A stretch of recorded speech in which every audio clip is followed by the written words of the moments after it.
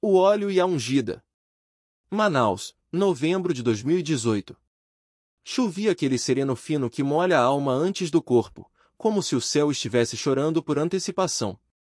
Eu, João Batista, não o santo, só um operário de petróleo com nome de profeta, estava com as mãos sujas de graxa e a cabeça cheia de contas para pagar.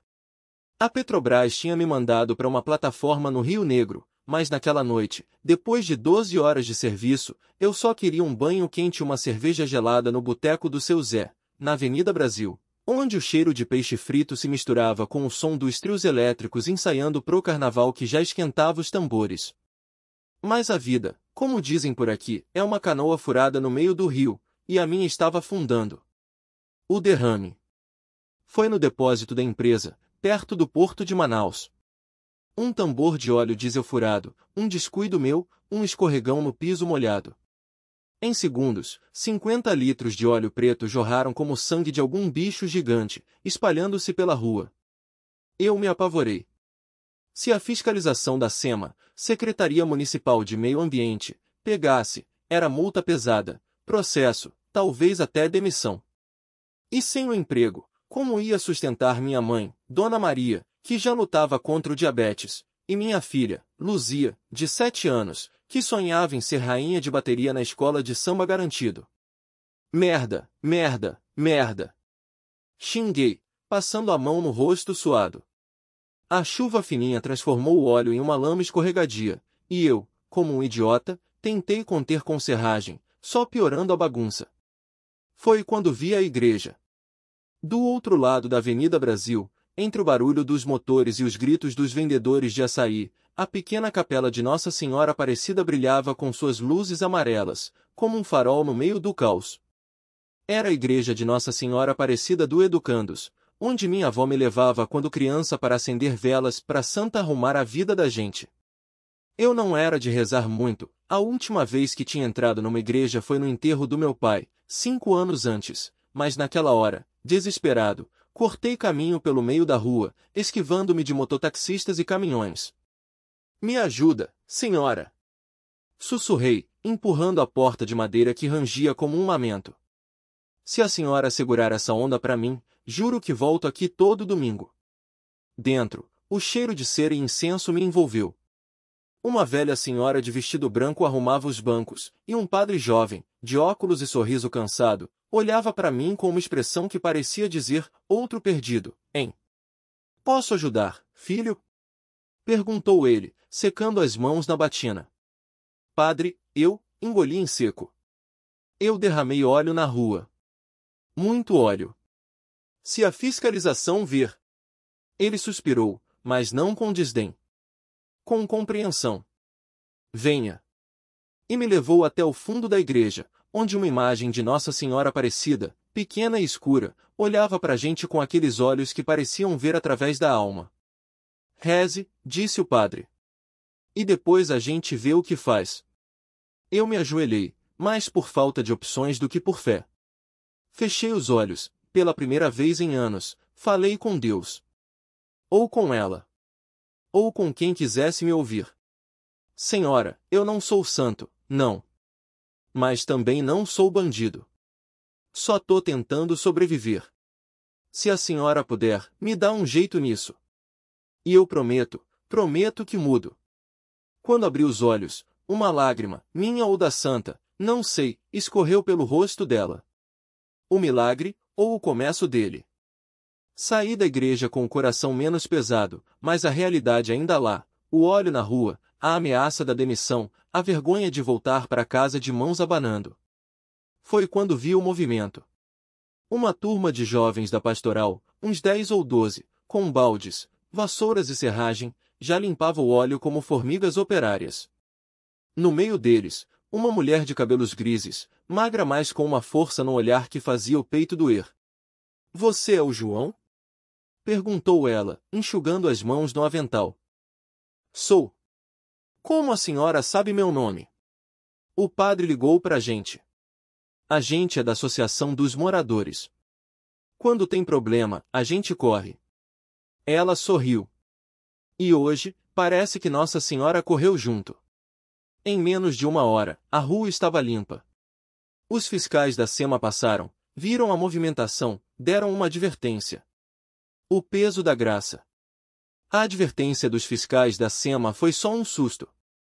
Eles anotaram meu nome, disseram que se repetisse ia ter multa, mas não levaram o caso adiante.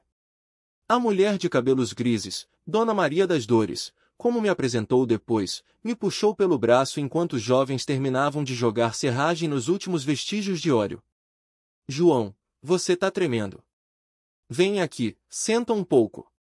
Ela me levou até um banco de praça sob uma mangueira que pingava a chuva fina de novembro.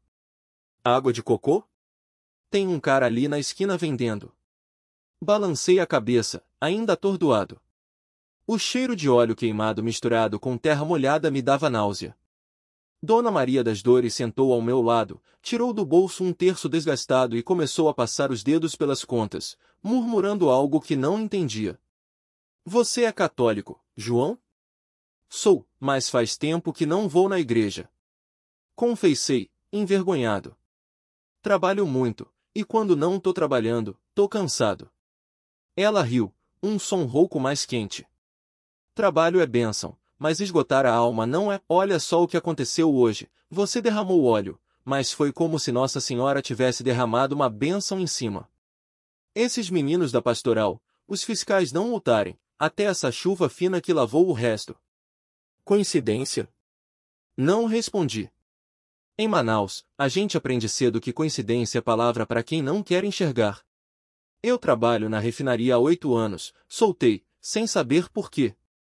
Todo dia o mesmo caminho, pego o ônibus na Avenida Brasil, desço na Compensa, almoço no boteco do Seu Lima, volta para casa no Educandos. Sempre igual. Hoje foi diferente. Dona Maria das Dores parou de rezar e me olhou nos olhos. Deus gosta de quebrar a rotina, João. É assim que ele fala. 3 dias depois, o chefe me chamou no escritório. João, você tá sabendo que a refinaria vai fazer uma doação para a igreja de Nossa Senhora Aparecida?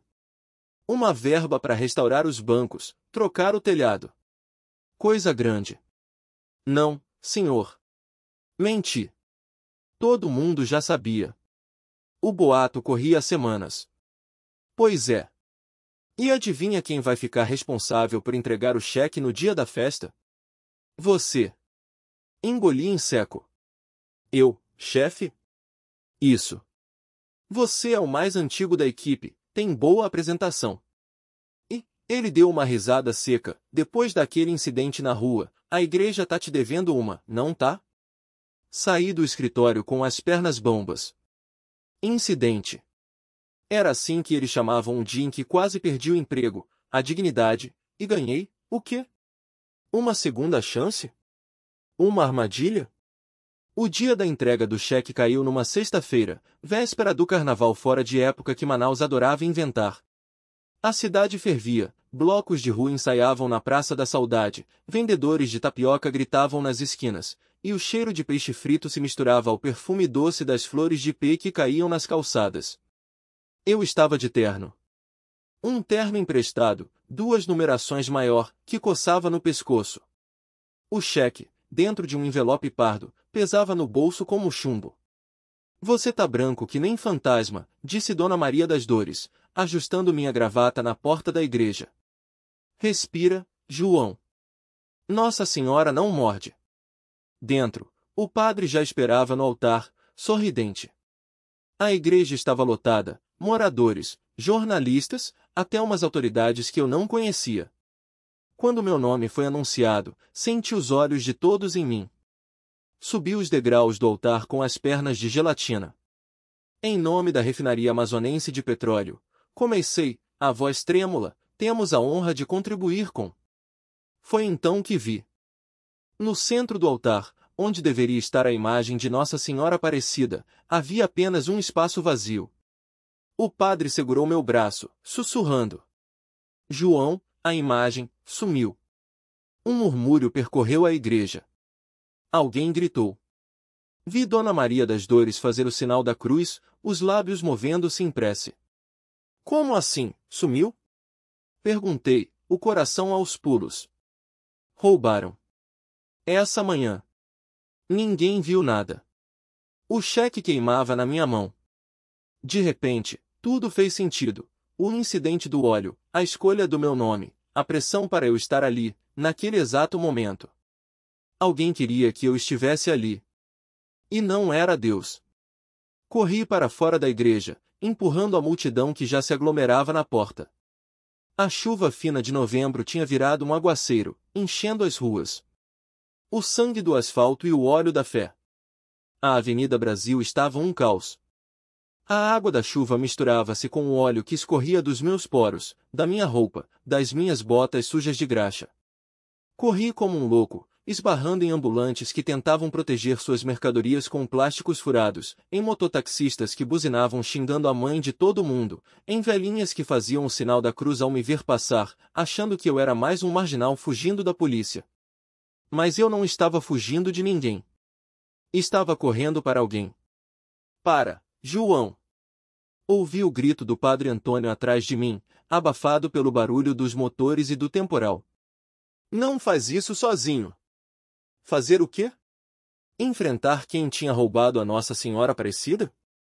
Um homem como eu, operário de petróleo, com as mãos grossas de calo e o peito cheio de dívidas.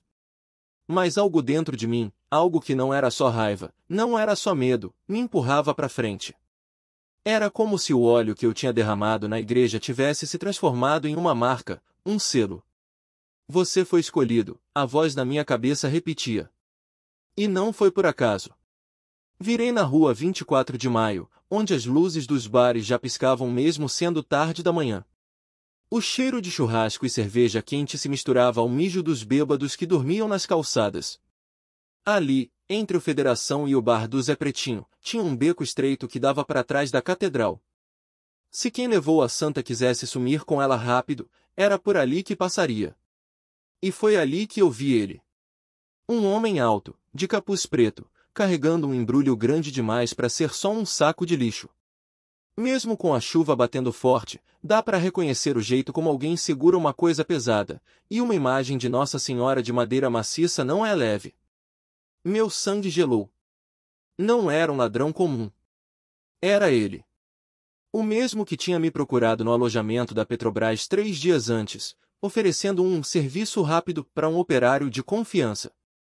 O mesmo que sorriu quando eu recusei, dizendo, vai se arrepender, João. Todo mundo se arrepende. Apertei o cheque no bolso, agora encharcado, a tinta borrando nos meus dedos. 5.000 reais. Dinheiro suficiente para quitar a dívida do meu irmão no jogo, para tirar minha mãe do aluguel podre na compensa, para me livrar da humilhação de pedir esmola pro gerente do posto de gasolina toda vez que o salário atrasava. Mas não era só dinheiro. Era uma armadilha. E eu tinha caído nela como um idiota. Ei! Gritei, pulando por cima de um cara vomitando na sarjeta. Para, seu filho da puta! O homem virou a cabeça. Mesmo com o capuz, reconheci os olhos claros, quase brancos, como os de um boto quando emerge do rio à noite. Ele sorriu. Sabia que eu estava ali. Queria que eu estivesse. João Carlos da Silva, a voz dele era calma, quase cantada, como se estivéssemos tomando uma cerveja no boteco. Você é teimoso, hein? Devolve a santa, seu desgraçado. Rosnei, me aproximando. A chuva batia no meu rosto, mas eu não pisquei. Ele riu, balançando o embrulho. Essa aqui? Perguntou, como se estivesse oferecendo um pedaço de pizza. Tá querendo trocar por quê? Pelo seu cheque? Pela sua alma? Meu punho saiu antes que eu pensasse. Acertou o rosto dele com tudo que eu tinha, anos de raiva, de humilhação, de sentir que o mundo todo me devia alguma coisa. O homem cambaleou, mas não caiu. Em vez disso, segurou meu braço com uma força que não combinava com o corpo magro. Você não entende, João. Os dedos dele afundaram na minha carne. Isso aqui não é roubo. É um resgate. Antes que eu pudesse reagir, ele me jogou contra a parede do beco. Minha cabeça bateu no tijolo, e por um segundo vi estrelas. Quando me recuperei, ele já tinha saído correndo, o embrulho debaixo do braço. Não! Berrei, me lançando atrás dele. Mas o beco era uma armadilha. No final, duas sombras surgiram, homens grandes, de rosto coberto, com facões brilhando sob a luz fraca dos postos. Um deles segurou meu pescoço, me empurrando contra a parede novamente. Chega, João! A voz do homem de capuz veio de trás deles. O sangue e a luz. A faca encostou na minha garganta, fria como a chuva que caía sobre Manaus naquela noite de novembro. O cheiro de óleo diesel e terra molhada subia das poças na Avenida Brasil, misturado ao bafo de cachaça dos homens que me cercavam. O carnaval ainda estava longe, mas o inferno tinha chegado antes da hora. Chega, João! A voz do homem de capuz era calma, quase paternal. Você não sabe no que se meteu. Eu sabia, sim. Sabia que aquele embrulho que o garoto tinha levado não era qualquer coisa. Era o pagamento, o dinheiro sujo que o meu chefe, Seixas, usava para comprar o silêncio dos fiscais da Petrobras. Dinheiro que eu, sem querer, tinha visto sendo passado debaixo da mesa no bar do Zé do Peixe, ali na esquina com a rua 10 de Julho. Dinheiro que, agora, estava nas mãos de um moleque desesperado e de uma quadrilha que não brincava em serviço. Eu não quero problema, menti, sentindo o gume da faca pressionar minha pele. Só quero meu dinheiro de volta. O homem de capuz riu, um som seco como casca de castanha. Seu dinheiro? Você acha que a gente tá aqui por você, João? Ele fez um sinal, e o facão afundou um pouco mais. Esse dinheiro é nosso.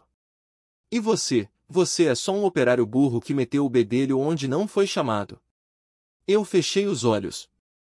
Não era pela dor, era pela imagem que veio na minha cabeça, a igrejinha de Nossa Senhora Aparecida, lá na Praça da Saudade, onde eu tinha derramado óleo sem querer no chão, 2 semanas antes. O padre tinha me xingado, dizendo que era falta de respeito. Eu, envergonhado, tinha limpo tudo com minhas próprias mãos, ajoelhado, enquanto a chuva caía do lado de fora. Então a coisa mais estranha aconteceu. A mancha de óleo no chão, em vez de sumir, tinha formado um desenho. Um rosto. O rosto dela. Nossa Senhora, com os olhos baixos, como se estivesse me olhando. Eu passei a mão, e o óleo estava quente. Como se tivesse vida. João! A voz do capuz me puxou de volta. Tá ouvindo, ou tá rezando? Tô ouvindo, respondi, com a garganta seca. Bom. Por que você tem 2 escolhas, ou a gente te leva pro fundo do Rio Negro amanhã de manhã, ou você trabalha para a gente. Transportando coisas. Sem perguntar. Eu sabia o que eram aquelas coisas. Não era só dinheiro. Era drogas, armas, o que mais desse lucro. E eu, um operário da Petrobras com as mãos cheias de calos e a consciência limpa, ia virar um laranja para bandido. Foi então que ouvi o barulho. Um estampido seco, como um tiro, mas não era. Era o som de um galão de óleo caindo no chão, vindo lá da entrada do beco. Os homens se viraram, distraídos. O que foi isso? Um deles rosnou. Não esperei. Empurrei o braço do cara com a faca e me joguei para frente, correndo como se o diabo estivesse em meus calcanhares. Os gritos vieram atrás de mim, mas eu já estava na Avenida Brasil, misturado aos bêbados que saíam dos botecos, aos vendedores de tapioca, aos mototaxistas que buzinavam sem parar. Corri até não aguentar mais. Quando parei, estava em frente à igrejinha da Praça da Saudade. A chuva tinha parado, e o ar cheirava a terra úmida e incenso. Respirei fundo, encostei a mão no peito e senti algo quente escorrer pelos dedos. Olhei. Era sangue. Não era um corte fundo, mas sangrava bastante. Entrei na igreja, cambaleando. Não tinha ninguém, só as velas acesas e o silêncio. Ajoelhei diante da imagem de Nossa Senhora Aparecida, e foi então que vi. No chão, bem onde eu tinha derramado óleo semanas antes, havia uma mancha nova. Mas não era óleo. Era luz. Uma luz dourada, fraca, como se algo tivesse sido derramado ali e nunca tivesse secado. E no meio dessa luz, uma sombra. A sombra de uma mão estendida. Ajuda-me, sussurrei, sem saber se era prece ou desespero. E então, a mão se moveu. Não foi um milagre barulhento, com anjos e coros. Foi silencioso. Como se o ar em volta de mim ficasse mais denso, mais vivo. E de repente, eu soube o que fazer. Saí da igreja e fui direto pro terminal de ônibus da Avenida Brasil. Lá, entre os caminhoneiros que tomavam café antes da viagem, encontrei um conhecido, o seu Raimundo, que fazia a rota Manaus-Porto Velho. Sem explicar muito, pedi para ele me levar. Ele olhou o meu macacão sujo de óleo, os olhos inchados de cansaço e algo mais, algo que ele não perguntou, mas entendeu. Tá ligado que isso aí é risco, né, Júnior? Ele disse, coçando a barba ruiva enquanto mastigava um pão com mortadela do Bar do Cé, ali na esquina da Brasil com a rua 24 de Maio. Se a fiscalização pega a gente com passageiro clandestino, é multa na certa. Seu Raimundo, juro que não vou dar trabalho. Apertei as mãos, suplicante. É só até Porto Velho. Depois, eu me viro.